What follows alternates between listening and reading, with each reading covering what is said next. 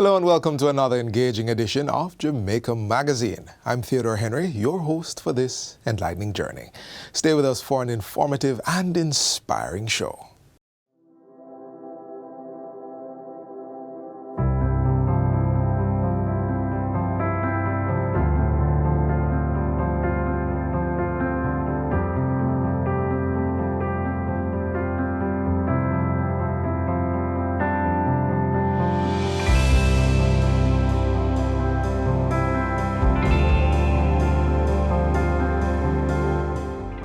In a fast-paced world, it's easy to act on autopilot. But what if we took a moment to be intentional about our choices, to recognize that every action counts? Small intentional actions can create a ripple effect. A simple smile, a helping hand, or a kind word can change someone's day and inspire them to pay it forward. Being intentional starts with mindfulness. Practice gratitude. Choose kindness in your interaction. Every choice we make has the power to inspire, uplift, and create a better world. Take a moment each day to be intentional.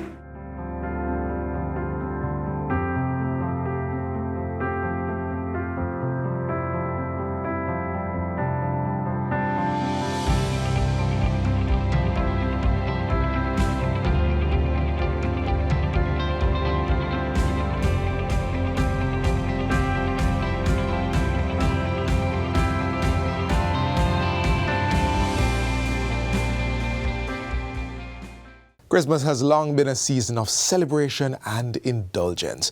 But how did the festivities of yesteryear compare to those of today? Let's find out. As a child, Christmas meant excitement. It meant eating a lot more than I used to eat during the course of the year. It was a special day. It meant that I was getting my dolly.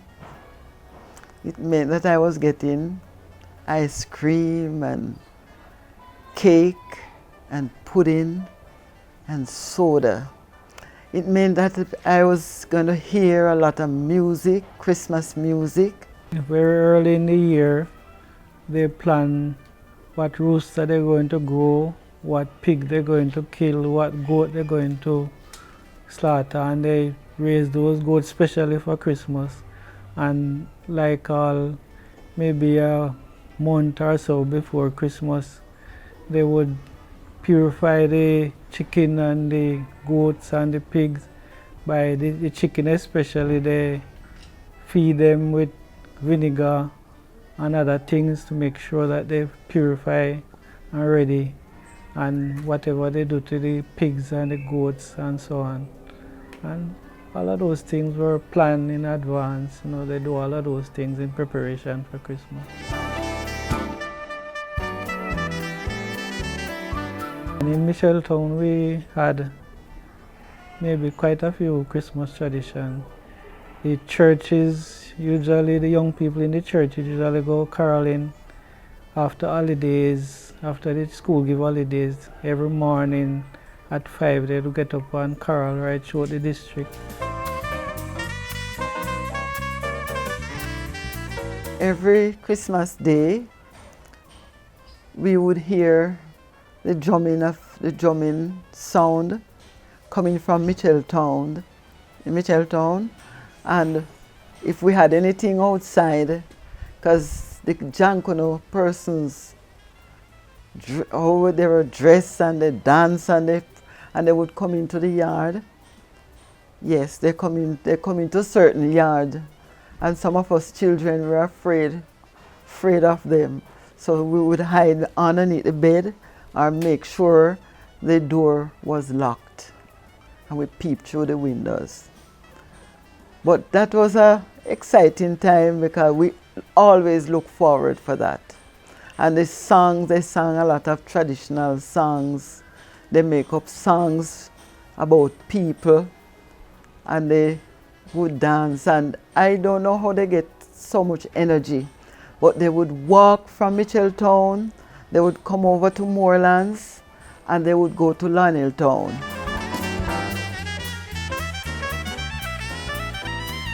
During the Christmas season, any little thing that happened in the district, it would end up in the borough as a song. They make up songs about people, whatever they do during that Christmas season. It would, and the people weren't pleased about it, because it was teasing all the way until the New Year. Most people would know, but the skin for the drum had to be she-goat skin, not the ram goat, because somehow the ram goat skin don't sound as beautiful or as nice as the she-goat. So they had to get the she-goat skin, cure it and scrape it and fix it and then put it onto the drum. Season's greetings to my fellow Jamaicans. This Christmas, let us celebrate in true Jamaican style and commit to safer roads. Last year, we lost over 480 lives in road accidents. This holiday season, let us do our best to stay below that number. Drive responsibly, slow down, avoid distractions, and never ever drink and drive. Buckle up, especially the children, and always watch out for pedestrians. The holidays are a time for joy, not sorrow. Let's ensure everyone arrives safely. From all of us at the Ministry of Science, Energy, Telecommunications and Transport, have a safe and happy Christmas and a prosperous New Year. God bless you all. The holiday season can be enjoyable for many, but it can also be overwhelming for others for various reasons. We encourage you to prioritize your mental well-being this season by embracing practical tips on healthy living, building social connections, and managing stress. Hi, I'm Orchid. I know. When you hear my name, you think of luxury, strength, and beauty. But currently, there is nothing beautiful about my situation. I am unemployed, having lost my job to the economic effects of COVID-19, and I don't know how long I can cope.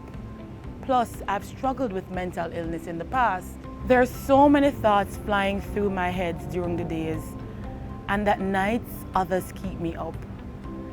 I understand that being down sometimes is a natural part of life, but it's not that. The stress, the anxiety, the worry, they keep getting worse. Of course, some days are better than others because I have medication to help. But even with that, some days are really bad. Okay, you may feel bad for me, and empathy is fine. But here's a bit of good news.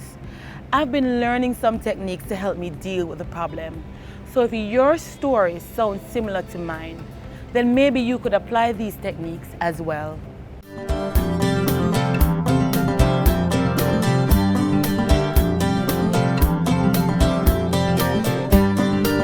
There is a direct correlation between what you eat and how you feel, and some foods have an enduring impact on your mental health. How do you feel after drinking a cup of coffee? Or how do your children react after having sugary drinks? You get my point, right? So if you're struggling with mental illness, now may be the time to start eating a healthy and balanced diet.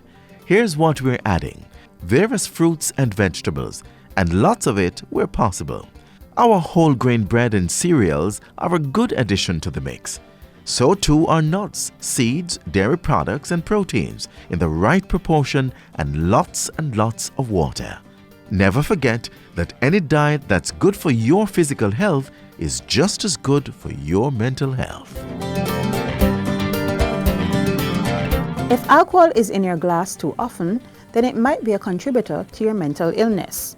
The truth is that while many of us drink alcohol to change our mood or to deal with things like worry or abandonment, the effect is quite fleeting. Alcohol withdrawal is real, and there's nothing good about it, because when that drink wears off, you'll only feel worse. And of course, there's the damage too much alcohol does to your body. Occasional light drinking is okay and enjoyable for a lot of people. Just remember, everything in moderation. And just like alcohol, smoking or using drugs provides a short-lived high. And after that, then what? Cigarette and drugs don't solve the problems associated with mental illness. They only mask and eventually worsen them. Here's another link between body and mind: exercising. When we exercise, the activities release endorphins that improve our mood and provide a relaxed sensation throughout the mind and body. Regular exercise can improve your self-esteem and help you concentrate, all while keeping the brain and other organs healthy. And get this, exercising doesn't have to just be about going to the gym or doing sporting activities. It can be as simple as a walk, anything that keeps your mind active. Sleep and good mental health are good friends. When you get enough sleep, it is easier to cope with stress, solve some problems, concentrate, and even think positively. While many doctors recommend 8 hours of sleeping, your body will tell you how much you need. You'll know you're getting enough when you do not feel so sleepy or extremely tired during the day. I get that sometimes we have a lot to do, and it is easy to think that we can get more done if we can cut back on our sleep time. But get this, it becomes harder to get things done when we do not get enough sleep. If things are getting too much for you and it's becoming hard to cope, then ask for help. Your family or friends may be able to offer a listening ear or even practical solutions. You could even consider joining a support group or find a counselor to help you deal with your feelings. It's important to know that there are effective treatments for mental illness, and people who get proper care can recover and learn to cope and experience fulfilling lives.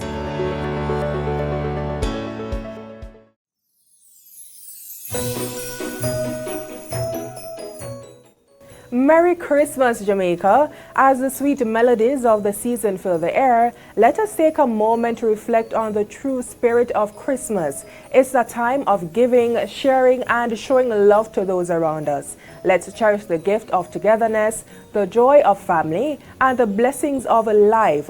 Whether you're in Kingston, Port Antonio, Montego Bay, or somewhere in between, let's keep the Jamaican spirit alive, full of hope, resilience, and unity. Wishing you a Christmas that's merry, bright, and filled with blessings. From the JIS family to yours, walk good, drive good, stay safe, and have a truly Jamaican Christmas.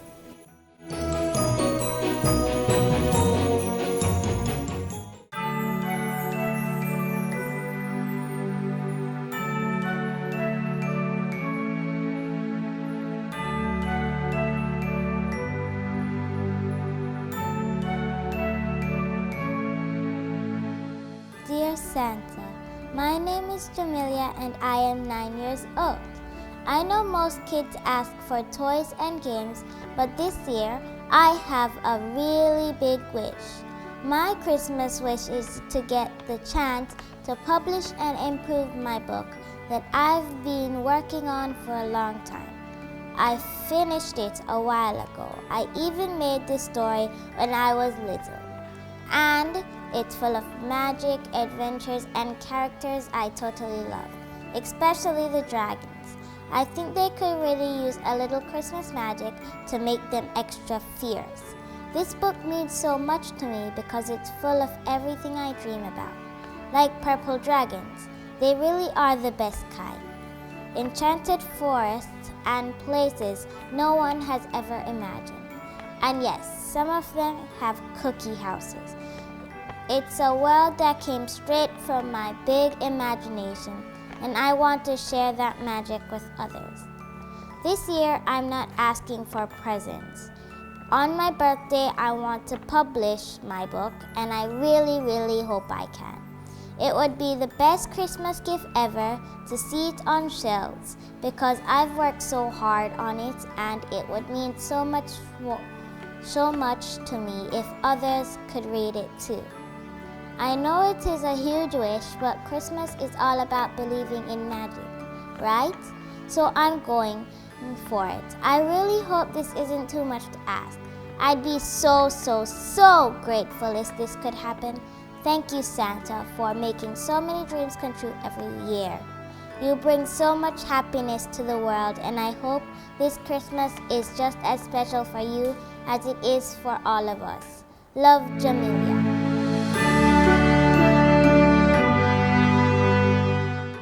Hi Santa, how are you? I hope you are doing great. My name is Tendai Gibson. I am a student of the St. Anne's Bay Primary School. I am in grade 2 Campbell. I am also the student monitor for my class. I live with my family. For this Christmas, I would love to get a tablet to be able to watch and learn educational topics. I would also want some reading books to learn new things about the world. In class, we learned about ways to stay healthy by exercising and eating the right foods. So I would love to get a bicycle to exercise and stay healthy. Santa Claus, sir, I would like if my neighbor's son, Ian, could get a race car for this Christmas. I would love to meet you in person one of these days to thank you for granting all of the children around the world gifts and to give you a big hug. And Julie Tendai Gibson, P.S. I hope I am not on the naughty list.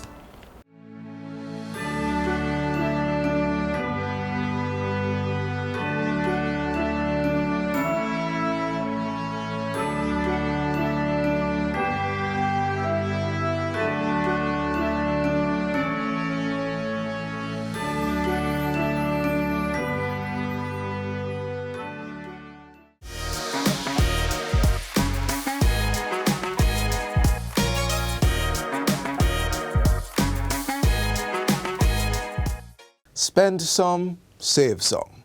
Master the art of festive finances with expert advice on creating and sticking to a budget during the Yuletide season.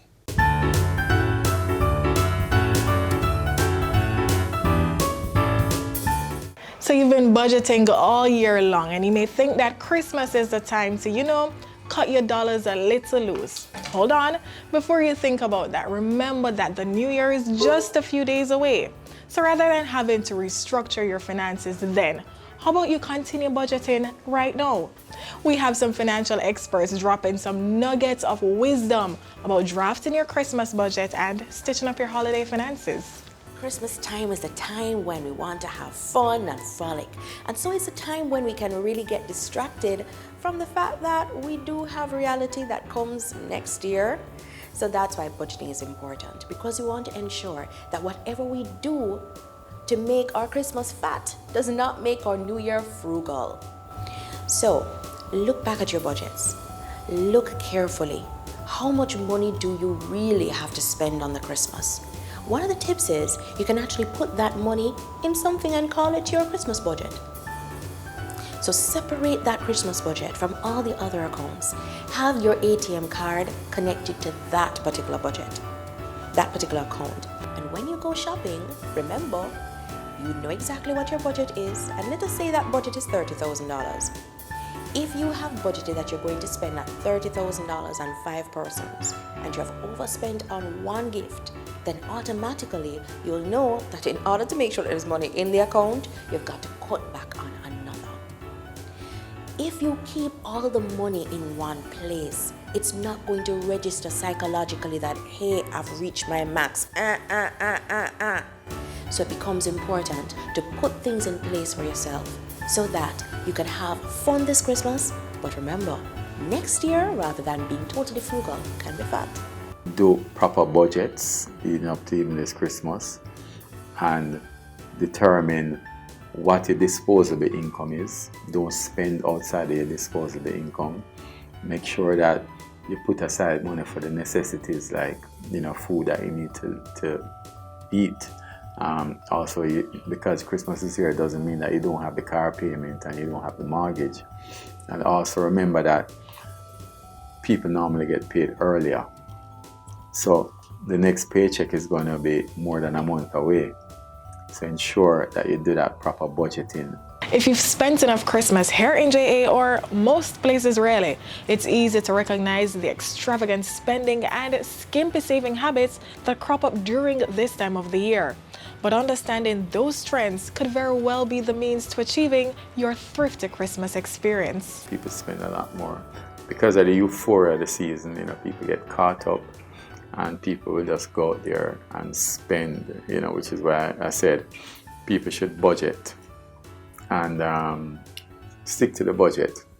Because when you get caught up in the euphoria and the emotions come on of Christmas, you want to, anything you see, you'll spend. So you're going to the store and because you're happy, because it's Christmas time, you go in and you just spend anything you see, especially when you have a credit card.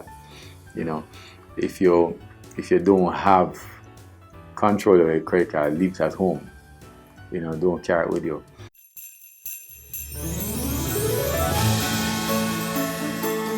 Here's what you're gonna do. You're gonna write down the names of every single individual that you want to give something to. Look at that maximum budget that you have and then divide it out and see, okay, if my maximum budget is $30,000 and I have 30 people on the list, then it would mean $1,000 per person if we divide it equally. So I know that some persons are going to deserve a gift that would be costing more than the $1,000.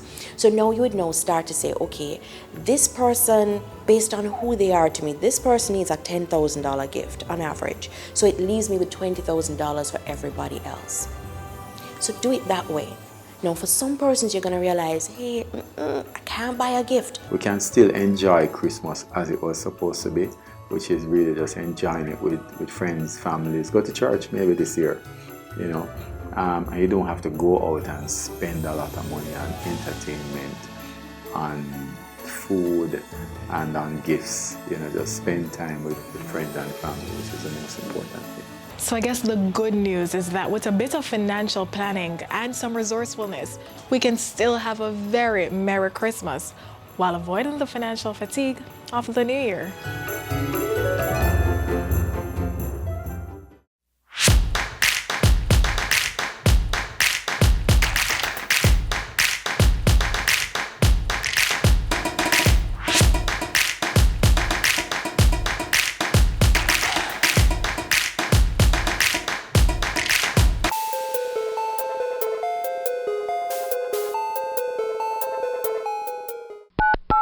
We are hoping that the time will come to be able to track these cards. Hello, the house are burned down. And punish those who are doing this. All too frequently, a unit is unavailable for an actual fire emergency, merely because it is responding to a false alarm. And it results in most instances to a waste of resources that could be used for more productive purposes. So we want to encourage members of the public to desist from this practice. We tend to see a spike in false alarm calls during the summer when the kids are home. Because they are home, they have their cell phone and they see it as fun to dial whether 110 or 119 to say that there's a fire somewhere. So we want to encourage parents to pay attention to that as well.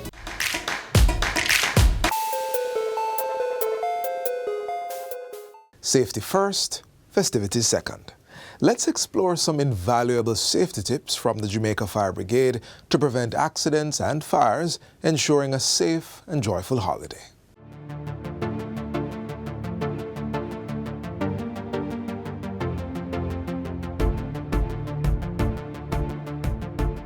When it comes to Christmas lights, please ensure if you're leaving the house, plug them out. If you're going to bed, plug them out.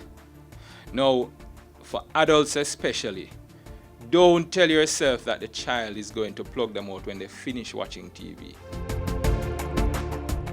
We know a lot of persons will be purchasing Christmas trees. Make sure you look for the UL rating for man-made Christmas trees. If you're using a live tree, make sure that you cut some of the lower branches off so that it will be able to fit into a container that you can pour some water in. Make sure that you are putting some water in that container at least every day. And the reason for this is, even though it's a so-called dead tree, the branches are still soaking up some amount of water and maintaining some amount of moisture, which will keep it fresher for longer. The fresher it is, the least likely it will catch fire. Position your Christmas tree at least 3 feet away from all heat sources. And when we speak of heat sources, a television is a heat source, the cable box is a heat source, all appliances are heat sources. So make sure that you position these trees at least 3 feet away. And you want to ensure when you put the decorations on them as well, the lights as well, what you want to ensure is that there's circulation space around the tree. And that will help to maintain the room temperature around that tree. One of the main things that we have to point out when it comes to holiday cooking, never ever leave the cooking unattended. We know how difficult that is when you have friends and family over, but please ensure you don't leave the cooking unattended. Worst, if you feel like you need to take a nap, and after you wake up, you do the cooking. Don't start cooking and tell yourself you're going to take a nap because enough water is in the pot. It won't boil over, it won't dry out. We have seen a lot of cases where this has led to fires, and we know that there'll be a lot more cooking in the Christmas season as well. As much as is possible, wear appropriate clothing. So long flowing sleeves that can hang over and catch fire, you don't want to be wearing those. And kitchen towels, make sure that at all times they are kept away from the stove. If it is that you have wind blowing in a particular direction, make sure you check the direction of the wind. No curtains can get to your stove. Children are naturally curious. At all times, no child must come within 3 feet of a stove. Make sure that you keep them away. Make sure you tell them why. Tell them what can happen if they do certain things, if they disobey, and make sure that they understand. Because what you don't want is for them to use that natural curiosity and then go ahead and experiment and try to find out why mommy said I mustn't light the stove when she light the stove. And again, with children, make sure that no child under 12 is cooking.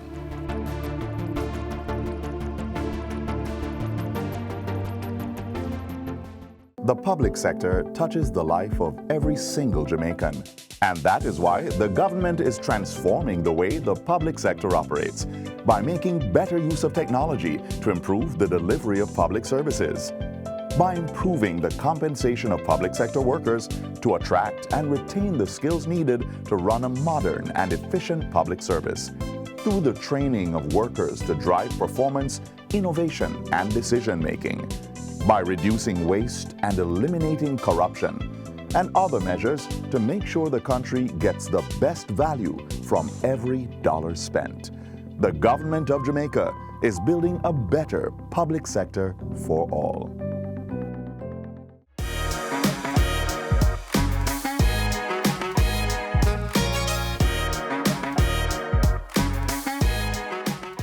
As we conclude today's edition of Jamaica Magazine, we hope you found these features informative and engaging.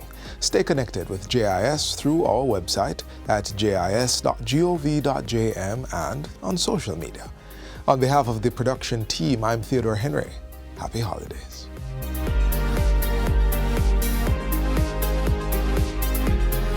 This has been a production of the Jamaica Information Service, the voice of Jamaica.